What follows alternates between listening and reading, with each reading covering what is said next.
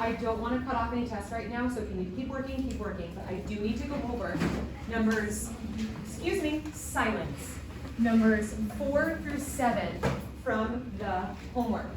Real quick, before I do that, I need to take note of everybody who completed numbers 1 through 7 so I can give you 10 bonus points. Oh, that means, what do you mean? Okay, over the weekend you had to complete the topic 2 readiness assessment. You got 10 bonus points just for completing numbers 1 through 7 and showing all work. Raise your hand if you did it and showed all work. Oh, showed all work? I did it in my head. I didn't do it in my head. How in the world did you do it in your head? I posted all of my work. It was 9 pages. Yeah, let's talk. Okay. What if we did more than 7? That's fine. 7 or more is fine. I did all of Jocelyn, Jacob. Put your hand down if I say your name. Grace, I got everybody over here. Banks. Were you not here on Friday? Okay. We'll talk in a second. Angelina, Bo, Shar, Jack. Yes or no? Yeah, but I have something to say. On number 7. Shh. No, I don't have. I have 5 minutes to go over 4 questions. Talk to me after class. You did it? Did you do it, Vincent? Yeah. Okay. I still haven't turned it in. And Melanie, you did it? Okay. Okay, real quick, I recorded numbers 1 through 3 in my previous class. I'm going to do 4 through 7 here because we have to move on to topic 2 tomorrow. Number 4 says, which of the following pairs of the ordered pairs represents points that lie on the same horizontal line? Here's the trick, you can even look up here. Any horizontal line will have the same y values because the y value doesn't change, right? It stays parallel to the y-axis, so your y values are never going to change. If you want further explanation, I have this gorgeous thing that I emailed everybody. I can also put it on Canvas. So same y values means that it is the that is on the same horizontal line. The points are on the same horizontal line, so that would be A.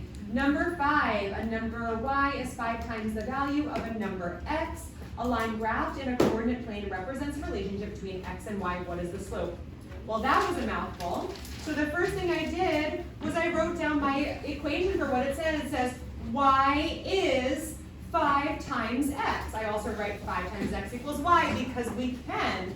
Then you have to make an xy table to follow the rule. Guess what? You get to choose any x values you want. So am I gonna choose negative 92.9?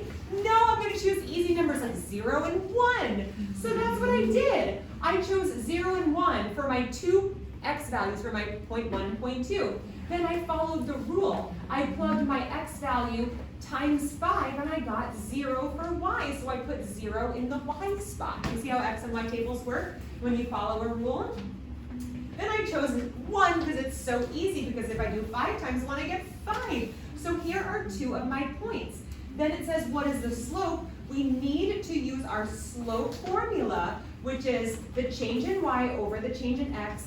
Basically, you are doing the second point y value minus the first point's y value over the second point's x value minus the first point's x value. 5 minus 0 is 5. 1 minus 0 is 1.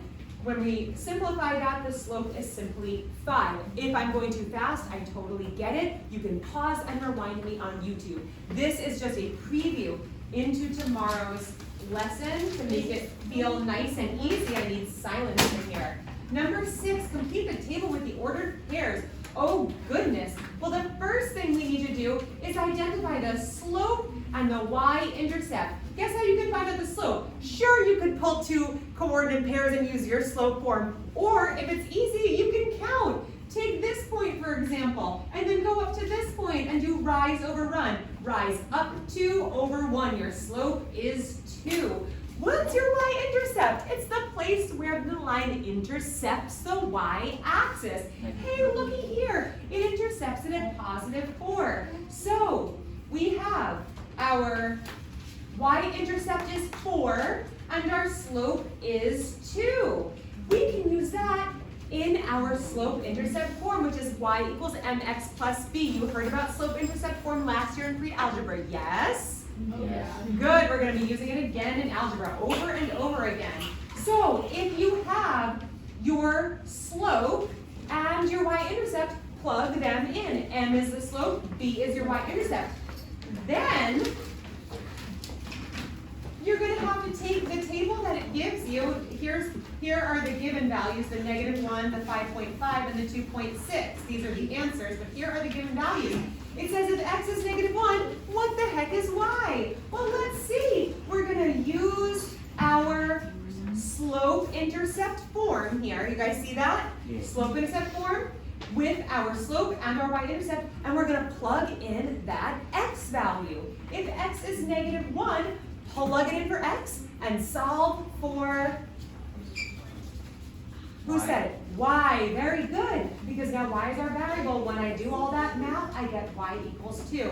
Hey, the next pair on the x and y table, which is now sideways and not vertical, horizontal, not vertical, it gives us 5.5. Oh no, an ugly decimal. Oh well, that's why we have calculators. Now we use this. Hey guys back there, I'm actually teaching so you can be ready for your new topic tomorrow. So if you can pay attention, that's wonderful. 5.5 is your given y value. Hey, can't we use the same y equals mx plus b slope-intercept form equation with the same slope and same y-intercept?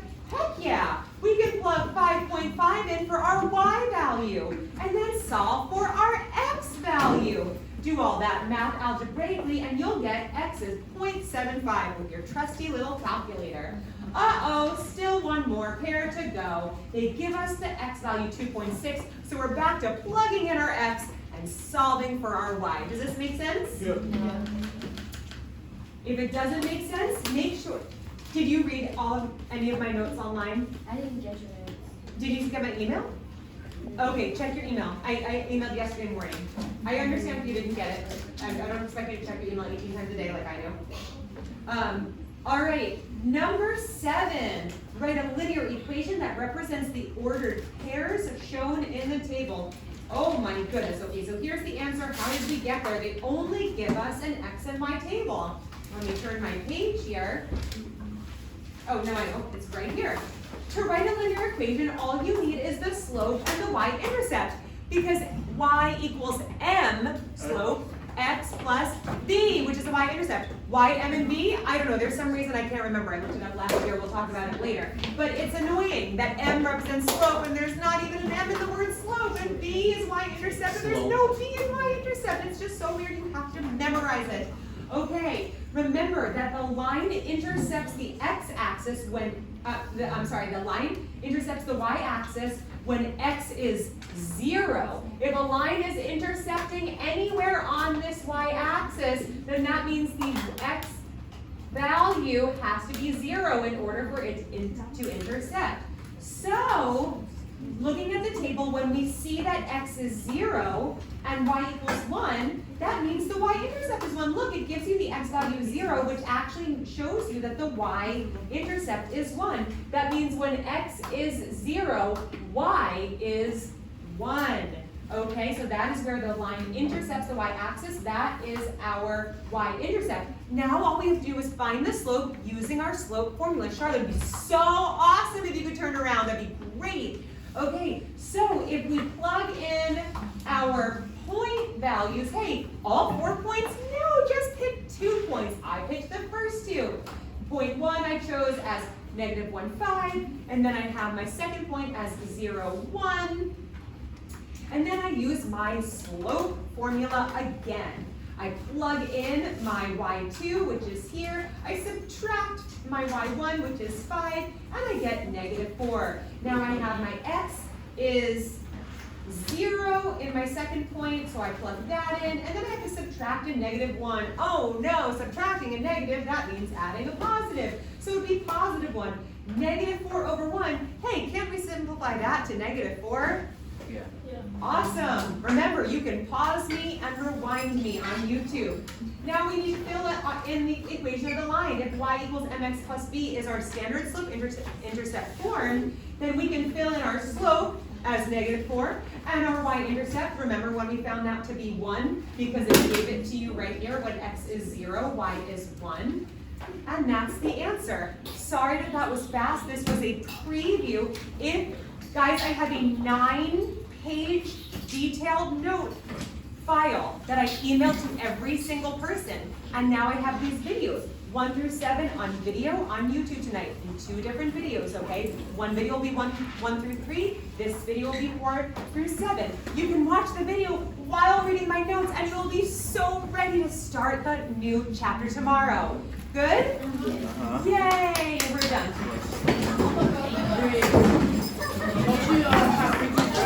Subscribe.